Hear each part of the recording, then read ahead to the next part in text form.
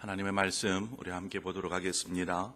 갈라디아서 3장 1절에서 14절의 말씀입니다. 갈라디아서 3장 1절에서 14절의 말씀을 우리 한 절씩 교독해서 보도록 하겠습니다. 어리석도다 갈라디아 사람들아, 예수 그리스도께서 십자가에 못 박히신 것이 너희 눈앞에 밝히 보이거늘 누가 너희를 꾀더냐?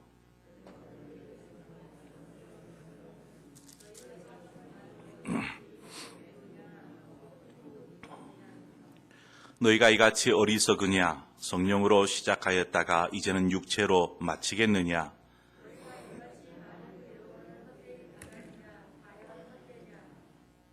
너희에게 성령을 주시고 너희 가운데서 능력을 행하시는 이의 일이 율법의 행위에서냐 혹은 듣고 믿음에서냐?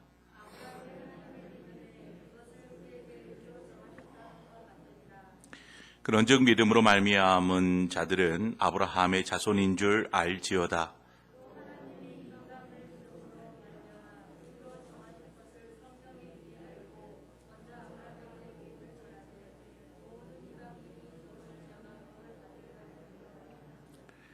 그러므로 믿음으로 말미암은 자는 믿음이 있는 아브라함과 함께 복을 받느니라.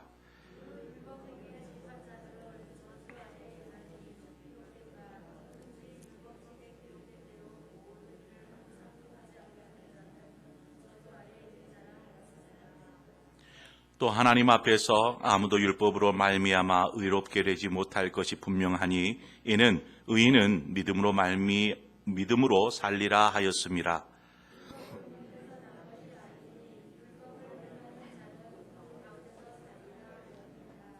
그리스도께서 우리를 위하여 저주를 받은 바 되사 율법의 저주에서 우리를 속량하셨으니 기록된 바 나무에 달린 자마다 저주 아래에 있는 자라 하였음이라.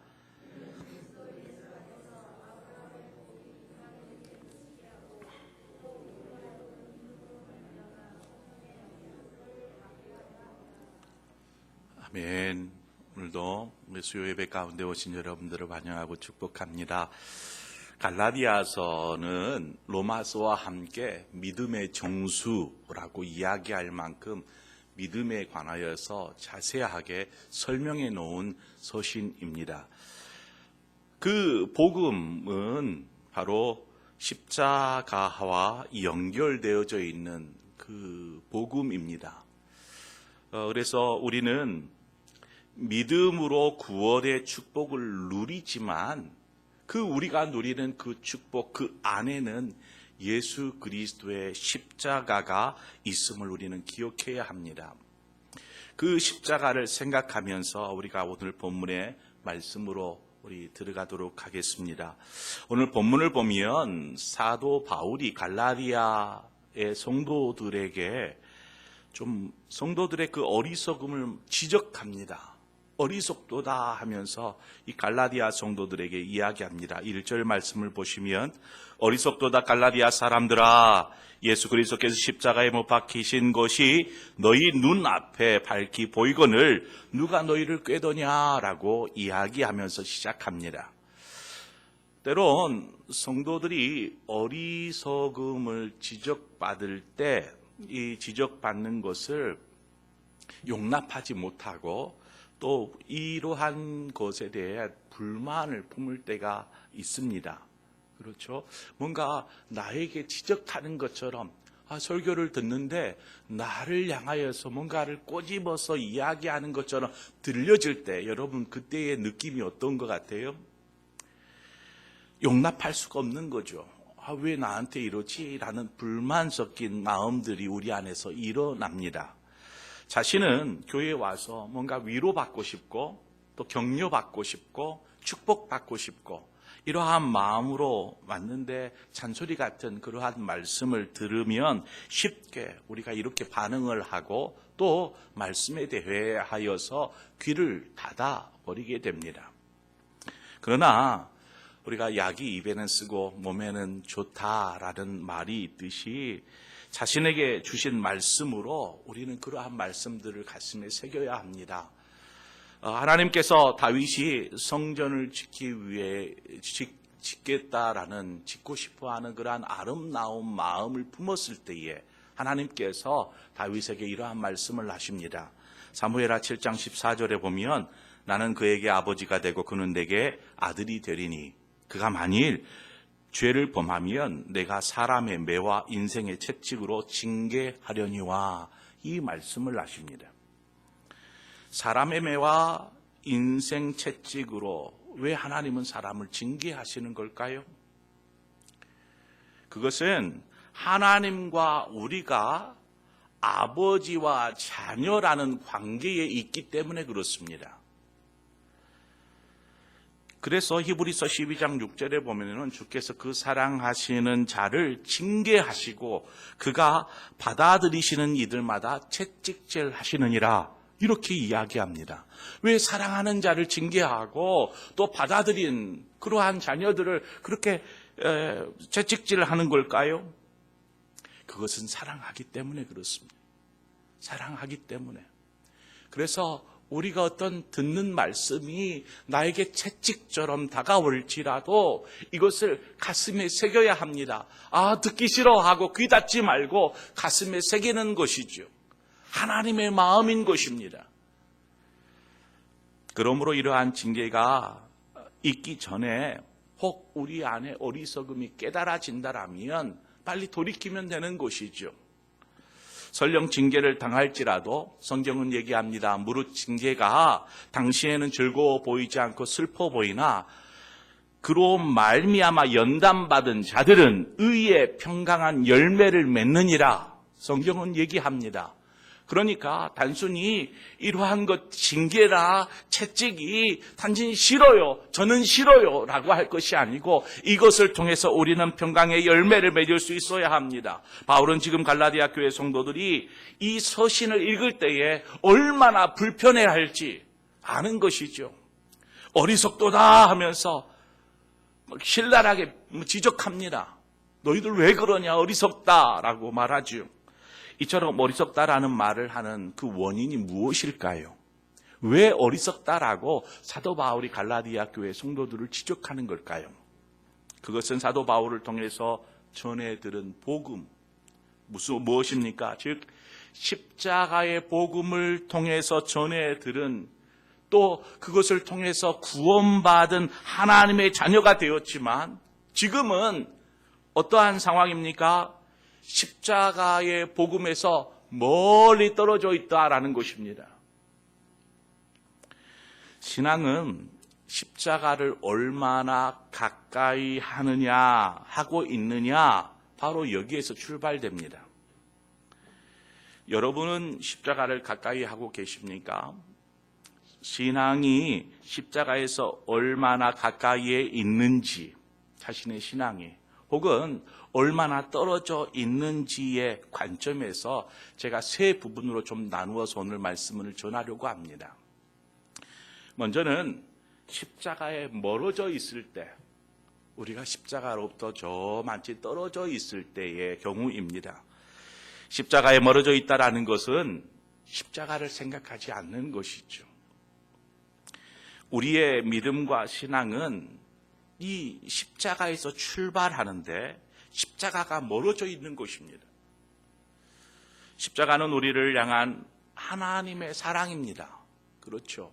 십자가는 우리를 향한 아버지 하나님의 그 크신 사랑의 표현인 것입니다. 또한 이 십자가를 통해서 우리를 죄에서 구원한 유일한 길이 바로 이 십자가인 것입니다. 주님은 십자가를 통해서 사랑을 보여주셨고 그 사랑으로 우리는 구원함을 입게 된 것입니다. 그런데 십자가로부터 멀어져 있다. 이것은 결국 우리의 신앙이 하나님으로부터 멀어져 있다라고 이야기할 수 있습니다. 코로나19로 인하여서 제 안에 염려가 생겼어요. 염려가 생겼고 이 염려를 가지고 새벽에 기도합니다. 새벽마다 기도하는데 눈에서 멀어지면 마음도 멀어진다라는 말이 있잖아요. 사람이 자주 보고 자주 만나지 않으면 마음까지도 멀어진다고 하는데 벌써 이 코로나 사태가 2월 말에 시작되었는데 벌써 9개월이 되었잖아요. 9개월이라는 시간이 흐르는 동안 우리가 만나지 못하고 보지 못하다 보니까 혹 하나님으로부터 마음이 멀어지지는 않을까 하는 높아심, 염려가 제 안에 막 일어나기 시작하는 거예요. 후에는 그렇잖아요. 오랜 동안 이렇게 출석하지 않다 보니까 나중에 교회 가야 되는데 발걸음을 옮겨야 되는데 괜스레 어색하고요. 괜히 막 거부감이 그렇게 느껴질 수 있는 것이죠. 혹 이러한 분이 생겨나지는 않을까 하는 높아심이 제 안에 막 일어나는 것입니다. 어떤 마음이 들든지 그 마음이 하나님 앞으로 십자가 앞으로 나아가는 것을 방해한다면 우리는 분명하게 선포해야 합니다. 그것은 하나님이 주신 마음이 결코 아니기 때문입니다. 그것은 사탄의 속삭임입니다. 마귀의 속삭임입니다. 우리는 그것을 담대하게 선포하며 물리치고 십자가 앞으로 하나님 앞으로 나아가야 하는 것입니다. 십자가를 가까이 하십시오. 십자가를 가까이 할 때에 우리는 드디어 부활의 영광으로 나아갈 수 있습니다. 십자가를 멀리하면 영광의 자리로 나아갈 수 있을지라도 얼마나 부끄럽겠습니까? 정말 영광의 자리에 여러분 한번 생각해 보세요. 막 박수갈채와 함께 영광을 받는 자리에 혼자 고개를 푹 숙이고 있으면 그것이 무슨 영광이겠어요? 우리가 십자가를 멀리하면 영광의 자리에서도 결코 영광이 아닌 부끄러운 영광을 누리게 되는 것입니다. 십자가를 가까이 해야 합니다. 자, 그러면 십자가를 가까이에 두는 경우, 십자가에 가까이에 있는 경우를 한번 살펴보도록 하죠. 자신의 죄를 위해서 그 십자가에 달리셔서 피 흘리시는 주님, 그 주님을 바라보는 것이죠. 십자가 앞에서. 갈라디아 교회 성도들이 사도 바울이 전한 복음을 통해서 십자가의 은혜를 깨달았습니다. 그리고 십자가에 가까이 나아왔습니다. 하나님의 자녀가 되었죠. 그런데 어떤 문제가 생겼냐면 예수 그리스도의 십자가가 자신들을 구원하고 은혜를 베푸는 그러한 구원의 십자가였고 그것이 유일한 구원의 길이다라는 것을 사도 바울을 통하여서 알게 되었고 또한 믿게 되었습니다. 그런데 좀 그렇게 시간이 좀 지나자 누가 나타났어요? 거짓 교사들이 일어난 것입니다. 잘못된 복음을 이들에게 전하고 가르치고 그래서 이들을 현혹시키기 시작합니다. 그들의 주장이 무엇입니까? 여러분들 골고다 언덕 위에만 있지 말고 여러분 삶의 자리로 나가십시오. 그리고 삶의 자리로 나가서 율법을 지키면서 살아야 여러분 구원받을 수 있어요. 이 골고다 언덕에서만 있으면 안 돼요. 빨리 내려가세요. 삶의 자리로 가서 율법을 지키면서 그래야 여러분 구원받습니다. 이렇게 전하는 거예요. 이게 들어보면은요, 좀 일리 있어요. 우리는 십자가 골고다 언덕 위가 아니고 어찌 보면 삶의 자리에 있어야 돼요. 그런데 문제는 삶의 자리에 가서 우리 기도하잖아요. 그리스도인답게 살아야 한다. 여러분 그만큼 매우 중요한 일이죠. 그리스도인인데 그리스도인답게 살아야죠. 그래서 주님께서 말씀하십니다. 너희는 빛이라. 너희는 소금이라. 세상의 소금이라. 말씀하시잖아요. 그래서 우리는 잘 알아요. 빛과 소금으로 살아야 한다는 것을. 삶의 자리에서 빛과 소금으로 살기 위해서 어떻게 해야 돼요? 이러다 보니까 무엇을 어떻게 해야 빛과 소금으로 사는 것이지 이 무엇을이 이 율법하고 연결이 되어져 버리는 것입니다. 아, 그러면 율법을 지켜야 되는구나. 이렇게 생각을 하는 것이죠. 지금 갈라디아 교회 성도들이 혼란을 느끼는 것이 바로 이것입니다. 분명히 빛이 되고 소금이 되라 했는데 어떻게 해야 되지? 아, 율법에서 자세히 설명해 놓았구나. 이것은 하고 이것은 하지 말고 이렇게 해라. 아, 그럼 율법을 쫓아가면 되겠다라는 생각을 하기에 이른 것입니다. 이 거짓 교사들의 주장은 십자가의 은혜로 사는 것이 아니라 정해놓은 율법이라는 잣대를 들이대면서 그렇게 그것은 하고 이것은 하지 말고 그것을 하면 안 되고 이러한 것들을 통해서 삶을 이제 성도들의 삶을 재단하기 시작합니다. 또한 그것이 나중에는요 곧 구원과 연결지어서 생각하는 것이죠. 율법을 지켜야 구원을 받을 수 있다라고 말하는 것입니다. 그래서 사람이 넘어지기도 하고 자빠지기도 하고 그렇잖아요. 아, 그러면 나는 율법을 지키지 못했으니까 나는 구원받지 못할까 하는 생각까지도 하는 것입니다. 동일하게 그리스도인의 삶을 이야기하는 것 같이 보여요, 이 거짓 교사들이. 하지만 복음이 말하는 삶과 이들 거짓 교사들이 이야기하는 메시지의 삶에는 분명한 차이가 있습니다.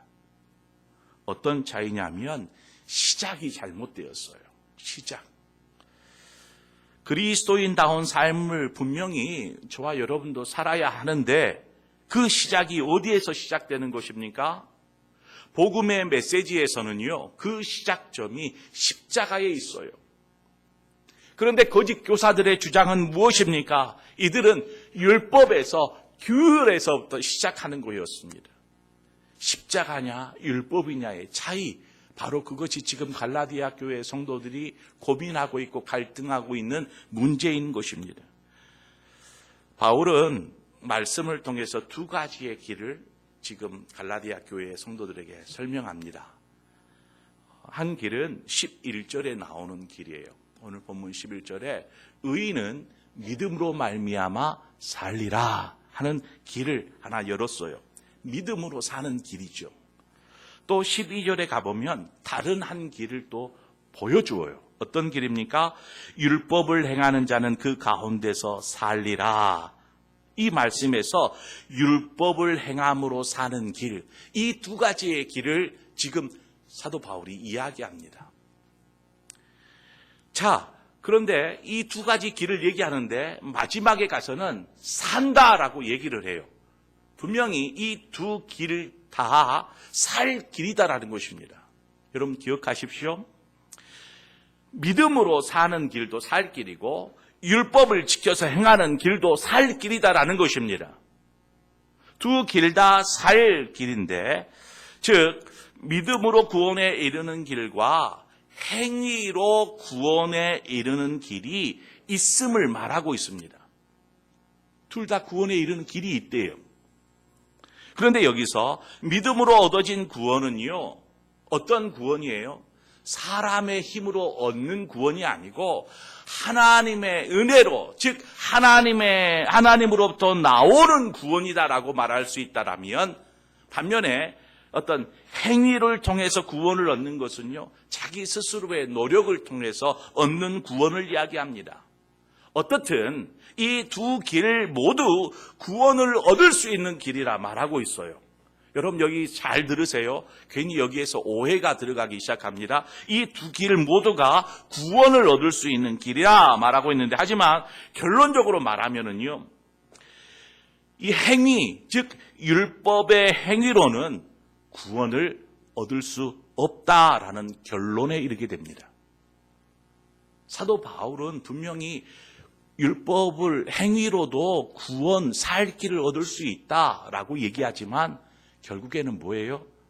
율법의 행위로는 구원을 얻을 수 없다라고 결론을 짓습니다. 왜 그럴까요? 율법이 잘못된 길을 안내하기 때문일까요? 그렇지 않습니다.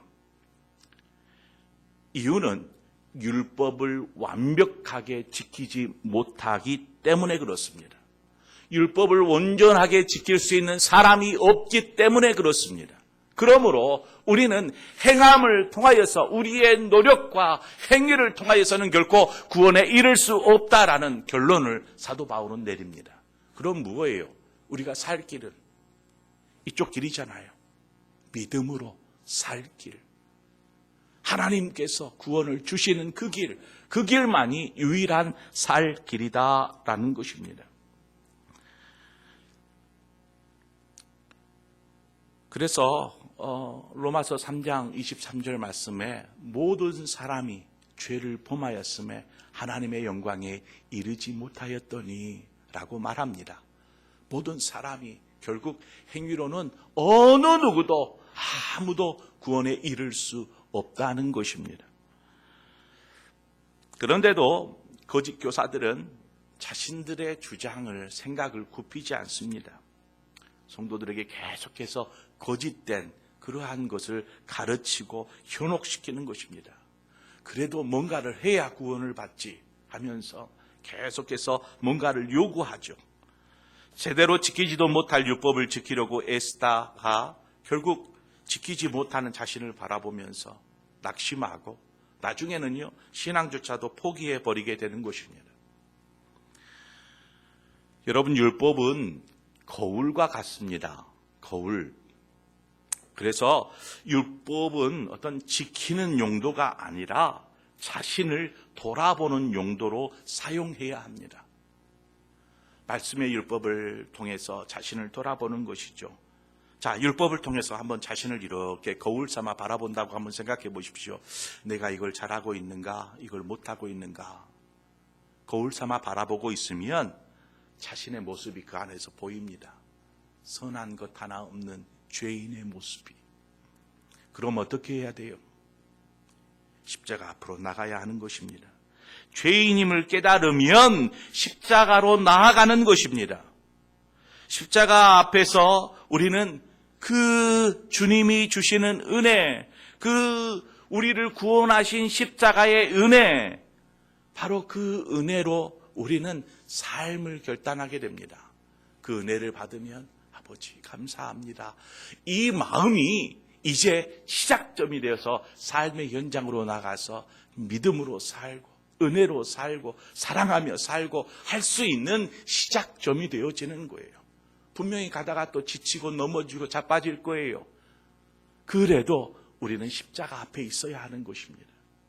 계속해서 그 은혜 안에서 아버지의 은혜 안에서 우리는 그 은혜를 누리면서 삶을 살아가야 한다는 것입니다. 율법으로 이것하고 저것하고 이건 하지 마세요 이렇게 해서 가서 사는 것이 아니고 은혜 아래 살면 모든 것이 이해가 됩니다. 보듬어지고 이해가 되고 사랑하게 되고 희생하게 되고 섬기게 되고 십자가 아래 있을 때 십자가에서 은혜가 흘러나옵니다. 주님의 그 핏방울이 뚝뚝 떨어지듯이 주님의 은혜가 우리 안에 적셔 흐르는 것이죠. 그 은혜를 경험한 사람이 바로 그 은혜에 반응하여서 삶의 자리로 나아가는 것입니다. 우리가 십자가로 가까이 머물러 있다 하더라도요, 조금만 방심하면은요, 다시 저만치 멀어질 수 있어요. 갈라디아 교회 교인들이 바로 그러한 예입니다.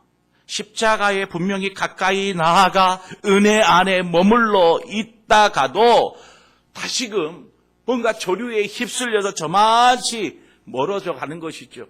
그것이 교사들의 그 교훈에 휩쓸려서 멀어져 가는 것입니다. 그러다 보면 자신도 모르는 사이에 십자가에서는 저만큼 멀어져 있는 자신들을 발견하는 것이죠. 사도 바울이 이야기합니다. 너희들은 십자가 가까이 있어야 돼. 그래서 권하는 세 번째 교훈은요, 십자가에 가까이 있으려고 발버둥 치지 말고 아예 십자가를 짊어져 버려라. 십자가를 짊어지는 사람, 그러한 사람이 되라는 것입니다. 골고다 언덕 위에 계신 주님만을 바라보는 것에만 멈추지 말고 이제는 십자가를 짊어진 사명자의 삶을 살라는 것입니다. 앞서도 말씀드렸던 것 같이 어떤 출발점, 신앙의 출발점은 이 십자가라는 사실입니다. 초대교회 성도들이 십자가를 짊어진 삶을 살기 위해서 몸부림을 칩니다.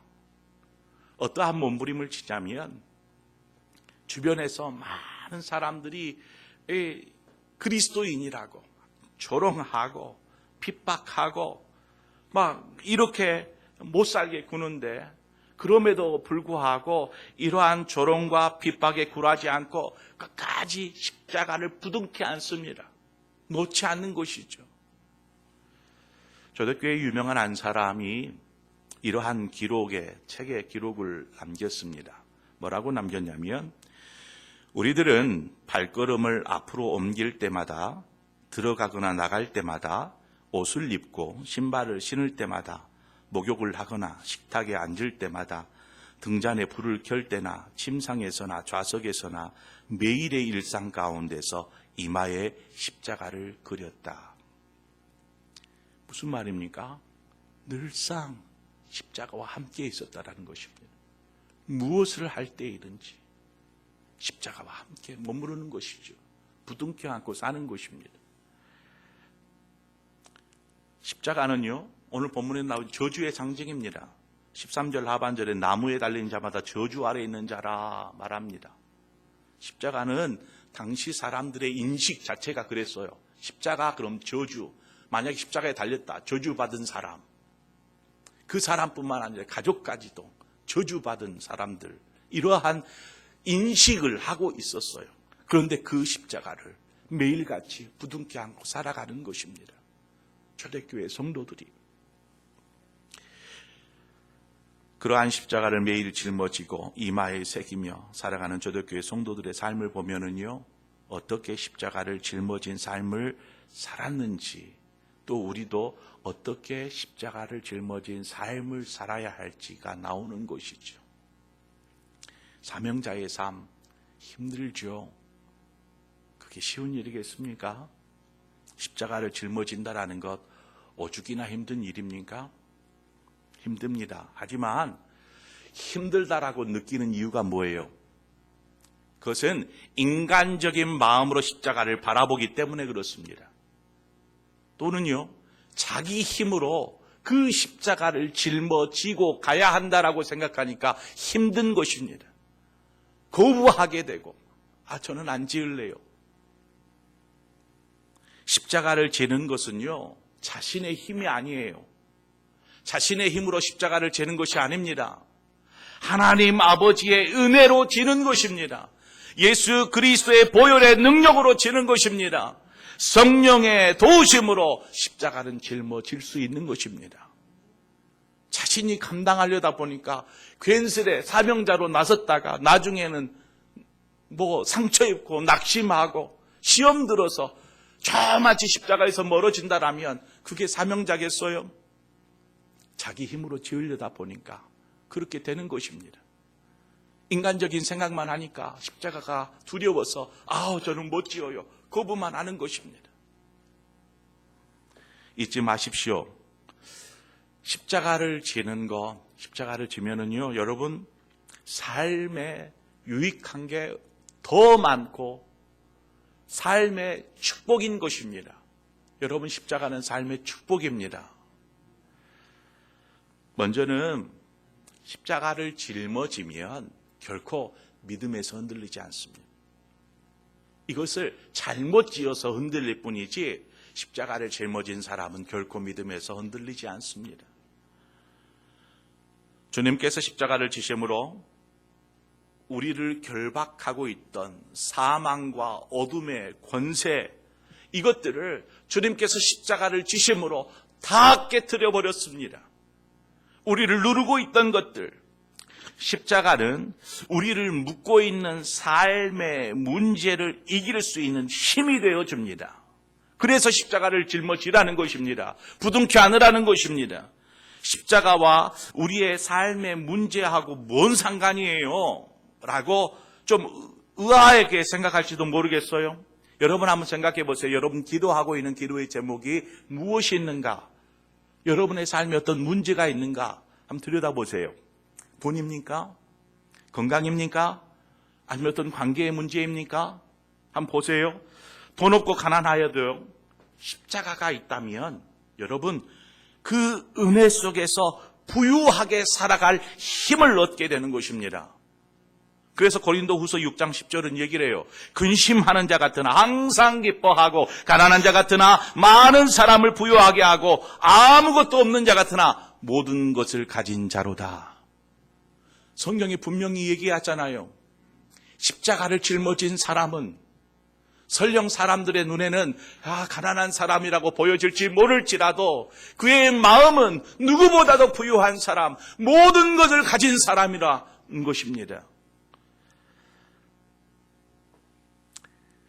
이것이 십자가를 짊어진 사람의 고백입니다. 혹 자신의 몸이 병들었을지라도요, 십자가가 있으면 이 병이 당장 낫지 않을지라도, 당장 기도해서 하나님의 치유의 역사로 나음을 얻지 못할지라도 이 병이 주는 좌절감, 낙심, 아픔, 이러한 것들을 이겨버리는 것입니다. 이겨버리는 것. 그냥 나는 병자야, 이러한 생각하지 않고 그냥 내 친구 마냥 병을 가지고 사는 것이죠. 이것이 내 삶을 좌절시키거나 낙심하거나 아프게 하지 않는다라는 사실입니다. 십자가를 진 사람은. 십자가가 어그러졌던 하나님과 우리와의 관계를 어떻게 해야 했습니까? 그 하나님과 우리 사이에 막힌 담, 죄의 담을 무너뜨려 버리지 않았습니까? 십자가가, 예수 그리스도의 십자가가 바로 그렇습니다. 십자가를 짊어진 사람은요, 관계를 회복해 가게 되어 있어요. 어그러진 관계에 문제가 있거든 십자가를 짊어지세요. 그러면 회복됩니다. 무엇보다도요, 십자가를 짊어질 때에 기쁨이 회복이 됩니다. 기쁨이. 하박국서를 보면 하박국이 하나님께서 주신 십자가, 뭐죠? 선지자라는 십자가를 짊어집니다. 그런데 이 십자가를 짊어지고 가다 보니까 힘들어요. 어려워요. 그래서 막 원망이 나오기 시작하고 불평이 나오기 시작하고 불만이 막 나오기 시작합니다. 그래서 막 하나님께 따져 물어요. 하나님, 어느 때까지입니까? 어느 때까지 제가 기다려야 돼요? 하나님 왜 잠잠하게 계시나요? 막 따져 물어요. 하박국 선지자가. 자기 딴에는요, 아마 자기 힘으로 십자가를 져가고 있다라고 생각하는지 모르겠어요. 그러다가 후에 하박국 선지자가 깨닫습니다. 십자가는 내가 지고 가는 것이 아니구나. 십자가는 하나님이 지고 가시는 것이구나. 우리 주님이 지고 가시는 것이구나. 하박국 선지자가 깨닫게 됩니다. 결코 이 십자가가 무거운 짐이 아니구나라는 사실을 깨닫게 돼요. 하박국 2장 4절, 오늘 본문에도 나오는 구절인데, 보라, 그의 마음은 교만하며 그 속에서 정직하지 못하나 의인은 믿음으로 말미암아 살리라. 하박국 선지자가 깨닫는 것입니다. 결국 이 믿음이 모든 삶의 문제를 풀고 갈 열쇠가 되어주는 것입니다. 구원도 믿음으로, 은혜도 믿음으로 얻게 되는 것을 깨닫고 나니까요, 하박국 선지자의 어떤 고백이 달라져 버렸어요. 어떠한 고백을 합니까? 하박국서 3장 17절 18절에 비록 무화과 나무가 무성하지 못하며 포도나무에 열매가 없으며 감람나무에 소출이 없으며 밭에 먹을 것이 없으며 우리의 양이 없으며 외양간에 소가 없을지라도, 이러한 사람을 우리는 어떻게 바라봐요? 세상 사람들은 실패자, 패배자, 루저라고 바라봅니다. 아무것도 없는데요, 아무것도, 소출도, 소유한 것도 다 잃고 없는데요. 그런데 하박국 선지자는 고백합니다. 나는 여호와로 말미암아 즐거워하며 나의 구원의 하나님으로 인하여 기뻐하리로다. 이 고백이 나오는 것이죠. 십자가를 짊어지고 나니까, 그 십자가의 의미를 알고 나니까 이 고백이 되더라는 것입니다. 불평과 원망이 사라지고 이 하박국 선지자의 내면에 즐거움과 기쁨이 막 용솟음쳐 오르는 것이죠. 여러분에게 이러한 기쁨이 있기를 원합니다. 그 십자가를 짊어진 사람이 누릴 수 있는 이 평안과 기쁨, 즐거움, 그것이 있기를 바랍니다. 십자가에서 멀어져 있다라면 여러분 십자가로 가까이 나아가십시오. 십자가 가까이 있다면 바라보고만 있지 말고 이제는 십자가를 짊어지고 가는 그리스도인이 되시길 바랍니다. 바울은 십자가가 자신의 자랑이었어요. 자신이 짊어지고 있는 십자가, 이것은 내 자랑입니다, 여러분. 사람들의 자랑이에요. 하나님 앞에서는 얼마나 큰 자랑이겠어요, 그 십자가가. 그래서 갈라디아서 6장 14절에 그러나 내게는 우리 주 예수 그리스도의 십자가 외에 결코 자랑할 것이 없으니 그리스도로 말미암아 세상이 나를 대하여 십자가에 못 박히고 내가 또한 세상을 대하여 그러하니라. 이제는 내 자랑할 것은 십자가뿐입니다. 고백하는 것이죠. 십자가가 여러분의 자랑이 되시기를 바랍니다. 이 시간 우리 함께